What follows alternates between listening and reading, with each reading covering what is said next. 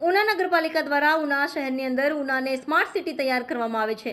આવતા 2 વર્ષની અંદર ઉના સ્માર્ટ સિટીની સાથે ઉના મહાનગરપાલિકા જેવી અનેક પ્રકારની સુવિધાઓ લોકો માટે ઊભી કરવામાં આવશે। સોસાયટીના રોડ રસ્તાઓ, ગટર વ્યવસ્થા, પાણી, street light, civil hospital, bus stand, railway station, સાફ સફાઈ, પ્રદૂષણ નિયંત્રણ વગેરે પ્રકારની વ્યવસ્થા સુવિધાઓ તૈયાર કરવામાં આવે છે। ધારાસભ્ય શ્રી કાળુભાઈ રાઠોડે વધુ જણાવ્યું હતું કે આવતા 2 વર્ષની અંદર ઉના બાયપાસ ફાટકથી લઈ નદીના પુલ સુધી આશરે 8 કિલોમીટરનો નવો રસ્તો તૈયાર થશે। તેમજ તેમાં ફુવારા પદ્ધતિથી સર્કલ તૈયાર કરવામાં આવશે। અનેક પ્રકારના કરોડો રૂપિયાના વિકાસના કામોના ઉના શહેર કરવામાં આવ્યા છે। સ્થાનિક લોકોના પ્રશ્નોની રજૂઆત સાંભળી બાકી રહેતા દરેક કામોને મંજૂરી આપવામાં આવશે। આગામી દિવસોમાં ઉના શહેરને સ્માર્ટ સિટી જેવી સુવિધાઓ પૂરી પાડવામાં આવશે। Editor in chief Chauhan Jayantikumar, Diu mirror news, Una. Una શહેરની વિકાસની વાત કરીએ તો બાયપાસ આપણો મંજૂર થઈ ગયો છે, બાયપાસ આપણો પૂર્ણ થઈ ગયો છે। કદાચ કોઈને ખ્યાલ નહીં હોય, 8 કિલોમીટર નેશનલ હાઈવે આપણા બાયપાસથી બાયપાસ આપણે ઉના શહેરમાંથી મધ્યમાંથી 8 કિલોમીટર છે। એ 8 કિલોમીટરનો રસ્તો આપણે નેશનલ હાઈવે પાસે લઈ નગરપાલિકા સંભાળી લીધો છે। કદાચ તમને ખ્યાલ નહીં હોય, આવતા 2 વર્ષમાં ફાટકથી પુલ સુધી સર્કલ, ફુવારા જે બનાવવાનું છે, 2 વર્ષ પછી તમને એમને લાગશે કે આપણે કોઈ મહાનગરમાં આપણે આવ્યા કે કેમ।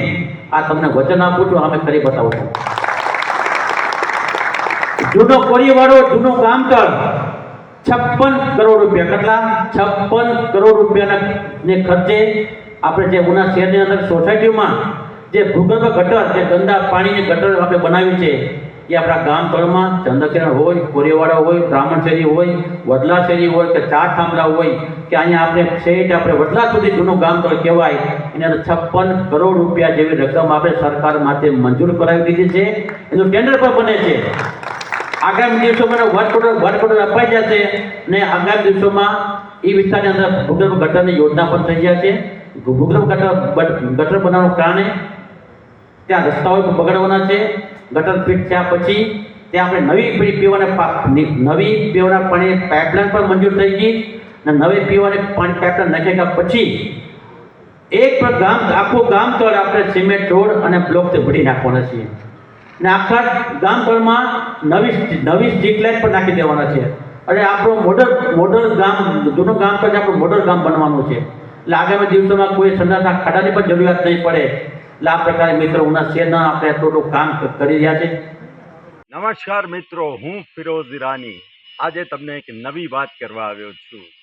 દીવ મિરર ન્યૂઝ જોતા રહો, સબસ્ક્રાઇબ કરવાનું ભૂલતા નહીં અને શેર કરવાનું પણ ભૂલતા નહીં। સત્યની સાથે જોડાતા રહો। નમસ્તે મિત્રો, હું છું ચાંદની પરમાર। આપની મનપસંદ ચેનલ એટલે કે દીવ મિરર ન્યૂઝ ચેનલને લાઈક કરો, શેર કરો અને ફોલો કરો। અને હા, તેમાં દરરોજ તાજા સમાચાર જોવાનું ભૂલશો નહીં। દીવ મિરર ન્યૂઝ દરરોજ લાઈવ અપડેટ, ગુજરાત રાજ્ય, દેશ દુનિયાના તમામ બ્રેકિંગ સમાચારો નિહાળો દીવ મિરર ન્યૂઝ ચેનલ પર।